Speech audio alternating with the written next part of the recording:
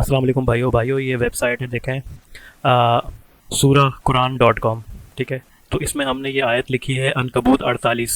ٹھیک ہے، اور اس کا ترجمہ ہم یہاں پڑھتے ہیں. پہلا ترجمہ جو آ رہا ہے یہ تو بہرحال جس کا بھی ہے فتح محمد جالندری XYZ، ہمیں اس سے وہ نہیں ہے، غرض نہیں ہے. تو اس کا ترجمہ یہاں انہوں نے کیا ہے جالندری صاحب نے: اور تم اس سے پہلے کوئی کتاب نہیں پڑھتے تھے اور نہ اسے اپنے ہاتھ سے لکھ ہی سکتے تھے. ٹھیک ہے، تو یہ لکھ ہی سکتے تھے، یہ ترجمہ غلط ہے.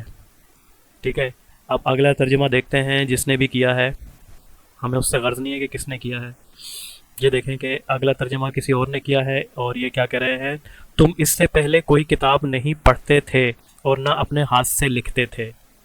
ٹھیک ہے، تو یہ بالکل ٹھیک ہے. اس کا میں کیسے کہوں گا کہ یہ دیکھیں، ہم اس کو یہاں سے کرتے ہیں کاپی،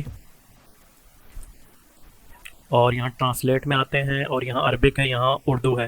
ٹھیک ہے، تو ہم یہاں کرتے ہیں پیسٹ. اور پیسٹ کرنے سے پہلے میں آپ کو بتا دوں کہ یہ گوگل ٹرانسلیٹ ہے، اور یہ کسی مسلک کا نہیں ہے.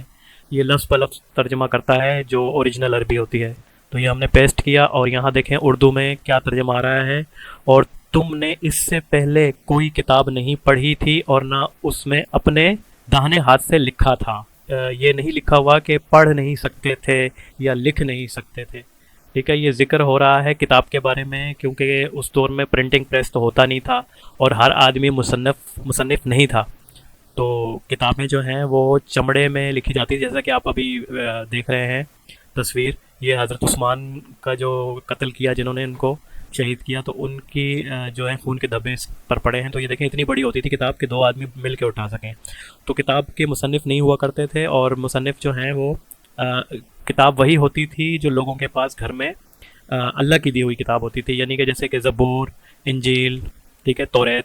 ٹھیک ہے، یہی کتابیں ہوتی تھیں. اس کے علاوہ کتاب کا کوئی تصور نہیں رکھا جاتا تھا کہ جی ہمارے جیسے مولانا مودودی صاحب نے کتاب لکھ دی، ہم لے آئے خرید کے. طاہر القادری صاحب نے لکھی، ہم لے آئے خرید کے. تو ایسے مصنف نہیں ہوا کرتے تھے، کیونکہ کتاب لکھنا ایک مشکل عمل ہوتا تھا. تو اس لیے قرآن میں یہ کہا جا رہا ہے کہ اور تم نے اس سے پہلے کوئی کتاب نہیں پڑھی تھی اور نہ اس میں اپنے دانے ہاتھ سے لکھا تھا. تو یعنی کہ حضور کے ہاتھ میں کوئی کتاب نہیں تھی. یعنی کہ آپ کا جو یہ قبیلہ ہے وہ ہے امی سے مراد یعنی غیر کتابی.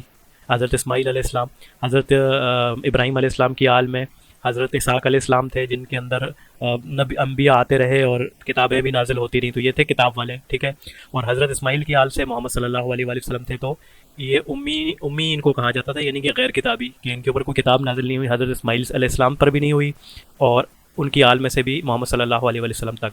تو یہ اس ضمن میں کہا جا رہا ہے کہ اس سے پہلے کوئی کتاب نہیں پڑھی تھی اور نہ اس میں اپنے ہاتھ سے داہنے ہاتھ سے لکھا تھا. ٹھیک ہے، تو یعنی کہ نبی اکرم صلی اللہ علیہ وسلم پہلے کسی ان پہلی والی جن کتابوں میں تحریف ہو چکی تھی، یہ ان کے پاس نہیں تھی. یہ قرآن ہی تھا جو نبی اکرم صلی اللہ علیہ وآلہ وسلم لکھ کر بھی دیا کرتے تھے اور پڑھتے بھی تھے. اور اب میں کاتب وحی کی طرف آؤں گا کہ کاتب وحی کیوں تھے. کاتب وحی اس لیے تھے کہ آج ہم اپنے ہاتھ سے کوئی کتاب لکھتے ہیں تو کیا ہم اس کتاب کو ایسے ہی کسی کو دے دیتے ہیں کہ یار پڑھو، یا ویسے ہی چھپوا دیتے ہیں؟ نہیں، ہم اسے لکھوانے کے لیے کمپیوٹر پہ بھیجتے ہیں ان پیج پر. ٹھیک ہے، تو وہ ٹائپ ہوتی ہے خطاطی میں. ٹھیک ہے، تو نبی اکرم صلی اللہ علیہ وسلم اپنے ہینڈ رائٹنگ سے اس کو لکھ کر تو لوگوں میں نہیں بانٹیں گے. اب لوگوں میں بانٹنے ہوتے تھے پرچے، تو وہ جو ہے کتاب اس لیے ان کے لیے ماہر خطاط کی ضرورت ہوتی تھی، اس لیے کاتبین وحی کو بلایا جاتا تھا. تو یہ ایک اور بات واضح ہو گئی کہ کاتبین وحی کو بلانے کا مقصد کیا تھا، کہ وہ خطاطی میں ماہر تھے. اور حضور اکرم صلی اللہ علیہ وسلم اگر ہاتھ سے لکھ کر کسی کو دیتے تو لوگوں کی سمجھ میں اس طرح نہ آتا. جیسے ہمیں بھی ہر کسی کی رائٹنگ آسانی سے سمجھ میں نہیں آتی، ہو سکتا ہے کسی کو آتی ہو، مگر زیادہ تر لوگوں کو ایک دوسرے کی رائٹنگ سمجھ میں پڑھنے میں تھوڑی دیر لگتی ہے. تو اس لیے خطاطی میں لکھوانا ضروری تھا، اس لیے کاتبین وحی یعنی ماہر خطاط کو لایا جاتا تھا. ٹھیک ہے، ایک یہ بات ہو گئی. اور دوسری بات یہ کہ انجینئر محمد علی مرزا بھائی نے جو کہا ہے کہ جی نہ لکھ سکتے تھے، جیسا کہ آپ ابھی یہ ویڈیو ملاحظہ فرمائیں.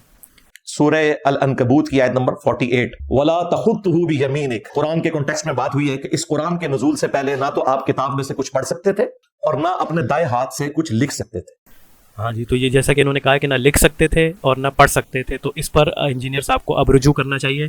اور میں سمجھتا ہوں کہ اسلام کے بارے میں اپنے آپ کو یہ نہیں سمجھنا چاہیے کہ میں اب پرفیکٹ ہوں اور بس میرا یہیں تک بریک لگ گئی.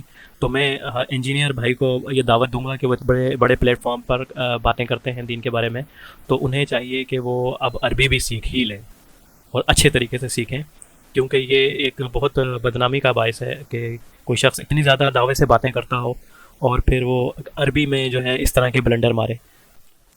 اب اس کے ساتھ ہی میں اس کو انگلش میں بھی کر دیتا ہوں۔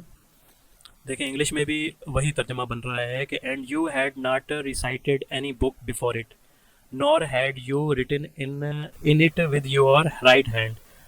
ٹھیک ہے، تو یہاں بھی وہی آ رہا ہے، یہاں کوڈ نہیں آ رہا کہ نہیں لکھ سکتے تھے، کوڈ ناٹ ریسائٹ نہیں آ رہا۔ ٹھیک ہے، تو اس طرح کوڈ ناٹ ریٹن بھی نہیں آ رہا، تو یہاں پر بھی وہی آ رہا ہے جو اردو میں آ رہا ہے۔